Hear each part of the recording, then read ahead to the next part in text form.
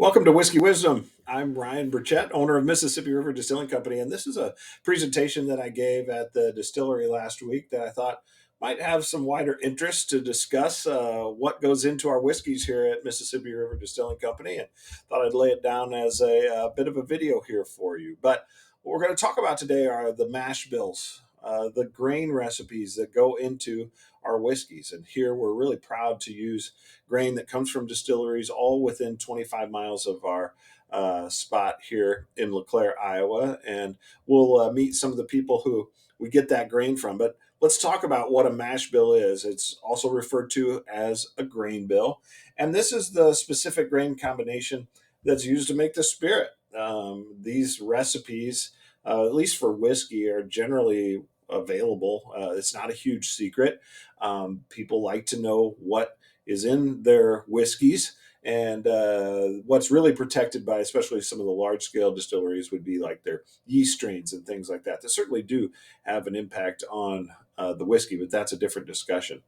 Oftentimes, what grain goes into a whiskey is what defines what it is. Is it a malt whiskey? Is it a Scotch whiskey? Is it bourbon whiskey? And as we say that, I need to back up just a little bit and talk about what whiskey is. We get a lot of folks who walk into the distillery here and they'll say, "Is that a bourbon or a whiskey?" Well, those are the same things. Let's talk about what that is. The term whiskey is the umbrella term that means that it's a spirit distilled from grain. Like you would say the term beer, and there's a stout, and there's an IPA, and there's a pilsner. There's lots of different kinds. Well, whiskey tells us that it's distilled from grain, and then we have the different kinds. Brandy would mean that it's a spirit distilled from fruit. So typically that would mean distilled from grape wine, but it could be apples, pears, plums, who knows what could be fermented. Anything that's from fruit, well, that's a brandy. So under the umbrella of whiskey, we have rye whiskey, wheat whiskey, malt whiskey, corn whiskey. So all of those things mean that at least 50% of that mash bill is the grain that's in the name. So corn whiskey would mean at least 50% of that is made with corn, and likewise for rye, etc. Although most of the time you're looking at 70, 80 to 100% of these grains in one of those whiskeys. Now we also have whiskeys that are termed by their region. So we have Canadian whiskey that can only be made in Canada. We have Scotch whiskey that can only be made in Scotland. Bourbon can only be made in America. Contrary to popular belief, it does not have to be made in Kentucky, although 90% of the world's bourbon is made in Kentucky. More and more of it is being made at small distilleries like Mississippi River Distilling Company. So our Cody Road bourbon is a bourbon, and the rules that it has to meet in order to be America's spirit has to be made in America from at least 51% corn. Now that said, most bourbon would be in the 70 to 80% corn range. So it's a primarily corn whiskey. Has to be distilled below 160, aged in new charred oak barrels below 125. If it's aged for more than 2 years and it's not blended with anything else, it can be called a straight whiskey. And it needs to be bottled above 70 proof to carry that bourbon label. So, with that, knowing what bourbon is, so let's give you just a little bit of history of whiskey in general. I'm going to blast through this pretty quick, but just to give you an idea of where whiskey came from, we have the first evidence of distillation in ancient Mesopotamia, present day Iraq and Iran. And they were distilling for perfume and essential oils, trying to get the essence of things out of what might be in a solution, if you will. Evidence of distilling was spread across the globe: China, India, Greece, Egypt. Just before the birth of Christ, we have evidence of all of that. And then as we move about 1,000 years AD, 8 to 900, we start to get evidence of efforts to isolate alcohol from wine. They had figured out fermentation, and they'd also figured out that alcohol was flammable. So could they extract that? So they begin to isolate that by freezing the wine, ice distilling essentially. The whole idea of distilling is concentrating the alcohol by removing the other ingredients. So they were figuring that out. As we get to about 1200 AD, we're now distilling alcohol. And a lot of this is credited to Middle Eastern alchemists that were trying to heat and distill anything they could get their hands on in the hopes of creating gold. They may not have actually created gold when they distilled beer into spirits, but we could argue that it worked out. The 1200s, we get to the point where we have monks in Scotland and Ireland who are starting to distill fermented grain. So they're taking the beer, they're cooking out the alcohol. And so don't ever say that the church didn't bring us anything. We have the Gaelic word, which is uskabai, which means water of life. And there's a big argument whether this started in Scotland or Ireland. So depending on which side of the kilt you're on, you can decide that. But this term, uskabai, began getting shortened to whiskey. And that, of course, finally leads itself to the regular word that we use now, whiskey. And so those Scottish and Irish colonials brought it across the pond to the United States during the colonial days. And farmers started using the local grains that they had to make whiskey. So primarily early on, it was rye whiskey. And then also corn started to become used, especially as farther south that you went. But along the East Coast, it was rye. Rye grows really easily, and they had a lot of it. So rye whiskey was the predominant spirit prior to Prohibition.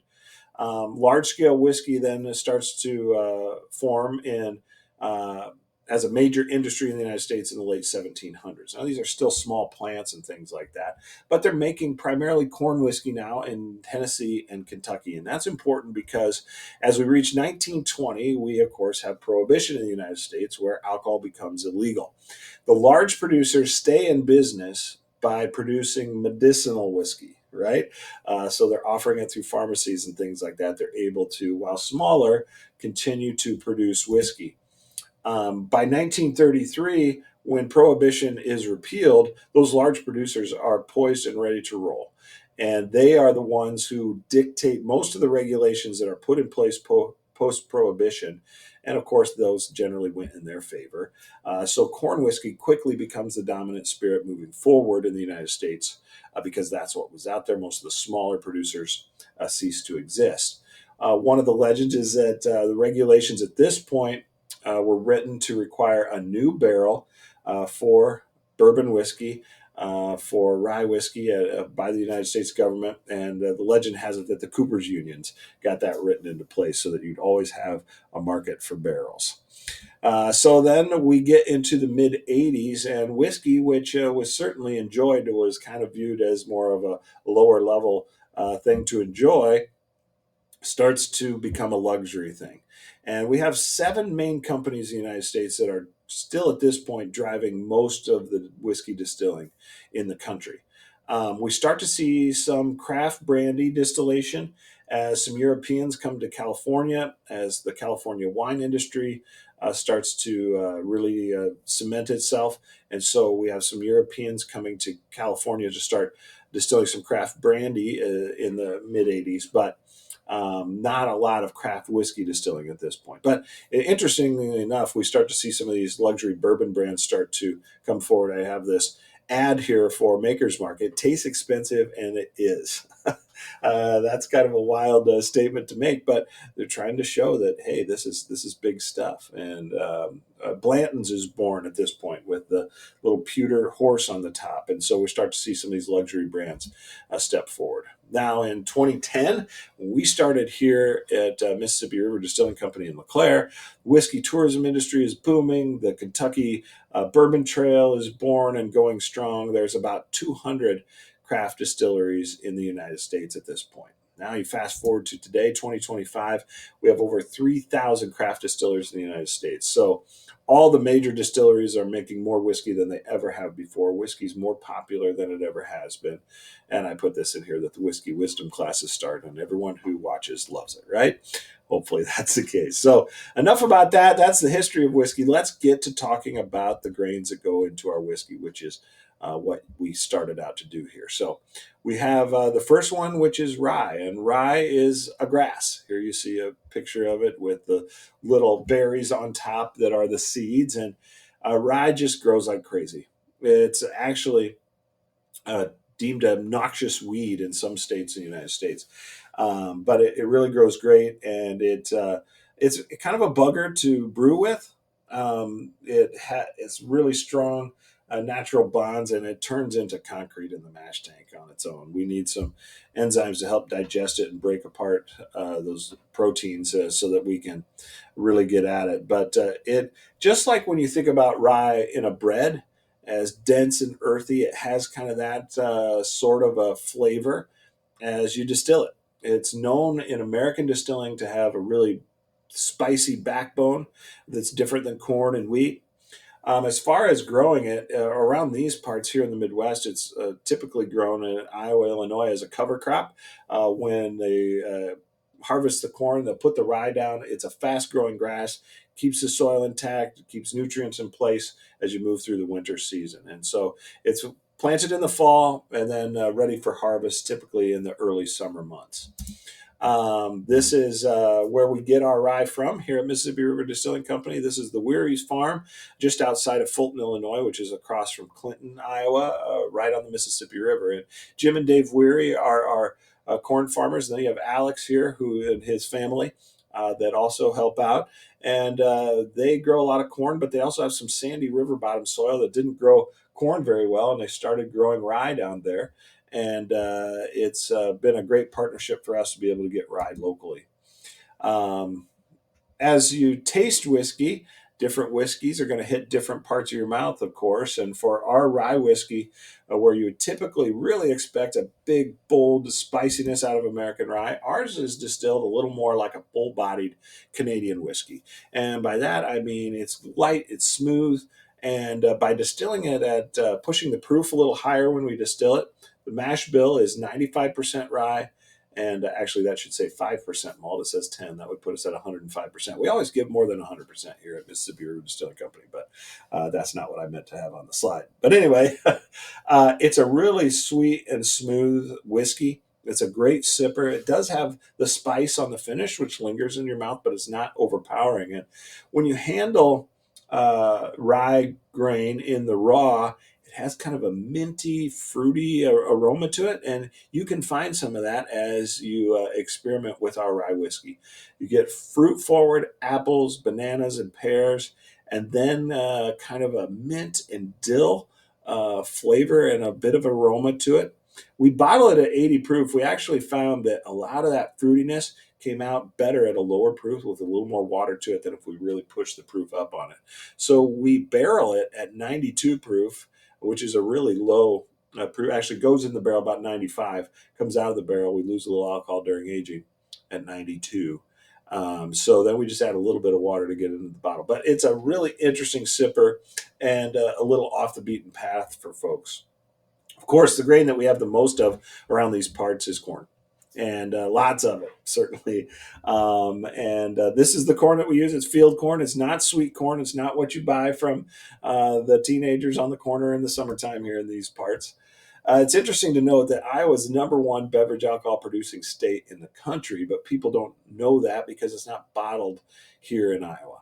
But we have massive plants that produce train cars, barge loads, semi trucks full of what's called grain neutral spirits. It's 95% pure corn beverage ethanol, and it's a really cost effective grain to distill because it's packed with starch and there's lots of fuel there to make alcohol with.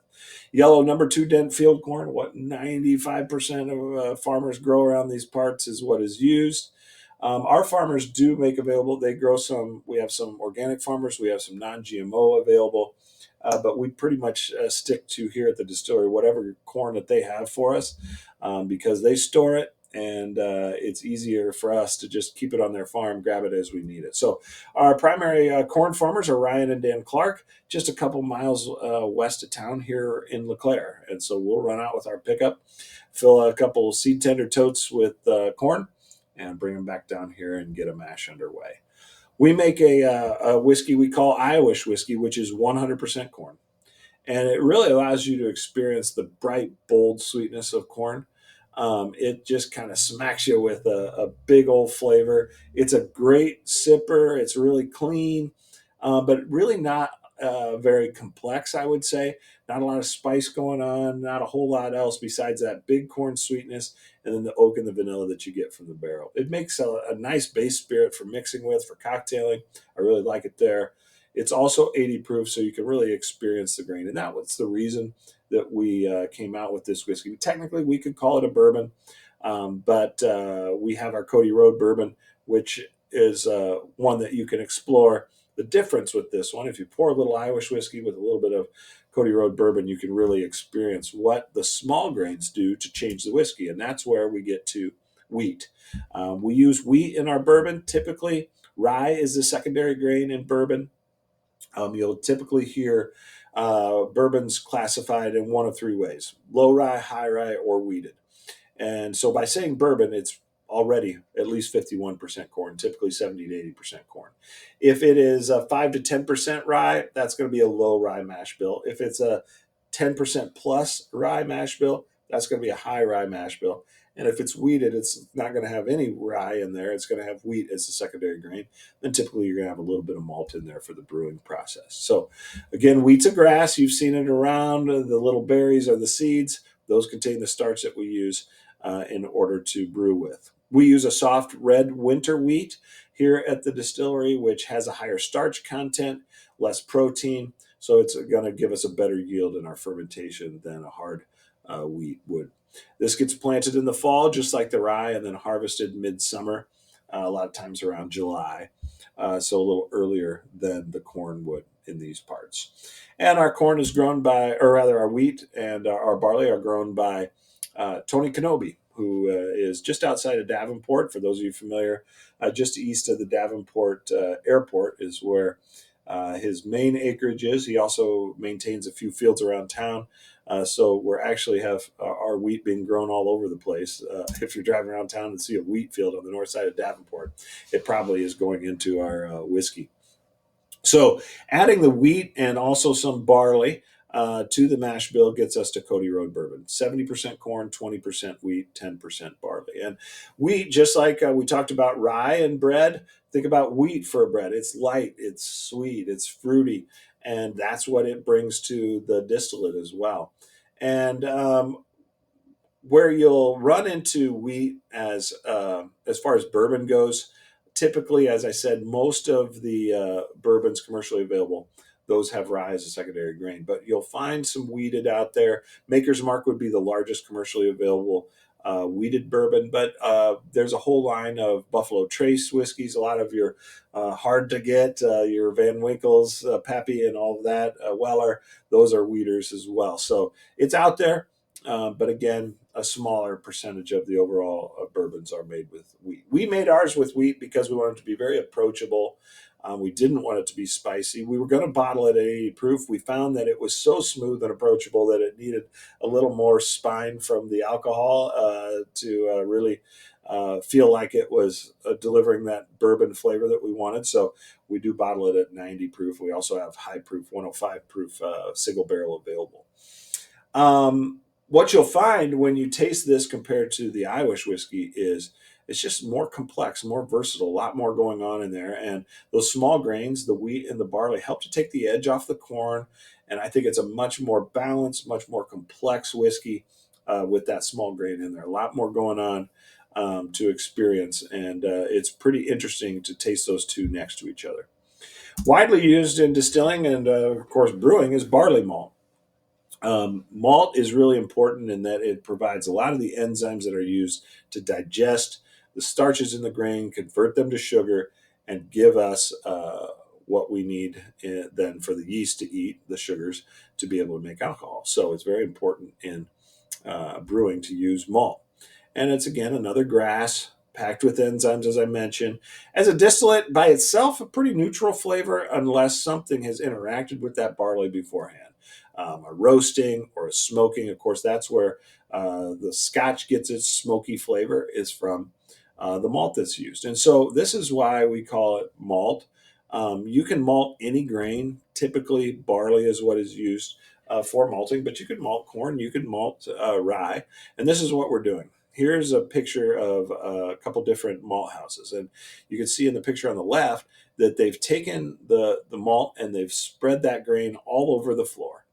And they've raked it out. And now they're going to basically put water on top of it and get that seed to sprout and start to grow. And when a seed sprouts, it releases an enzyme that digests the starch and turns it to sugar so that that plant has sugar for energy to grow. And in our mash tank, we want those enzymes to convert starch to sugar so our yeast has sugar to eat and make into alcohol. So they're going to spread that water on, or spray the water on top of the malt, the barley rather. It's going to sprout like you see in the picture, and then they're going to use either heat through roasting or smoke to kill that seed, but the enzyme is going to stay intact.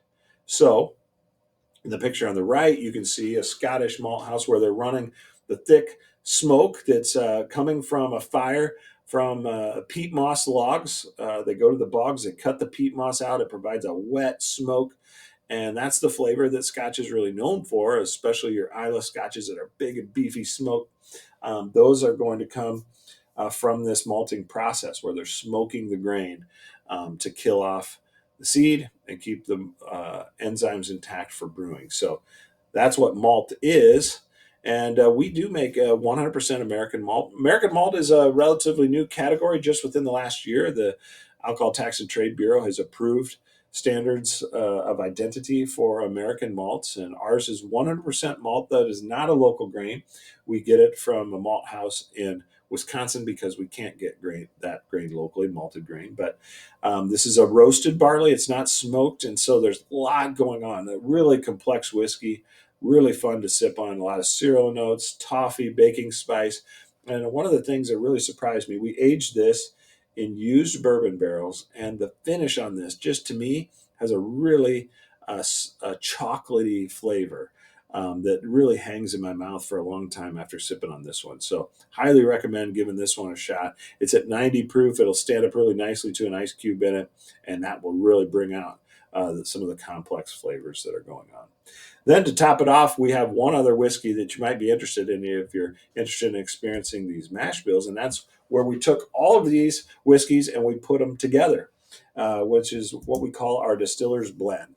And it's the mix of 60% rye, 30% bourbon, 10% malt. And these were distilled separately, aged separately, and then blended after the fact at 80 proof. And as you taste this, I think you're really going to be able to find some of these great flavors and see how the complexities of the different individual ingredients still come through.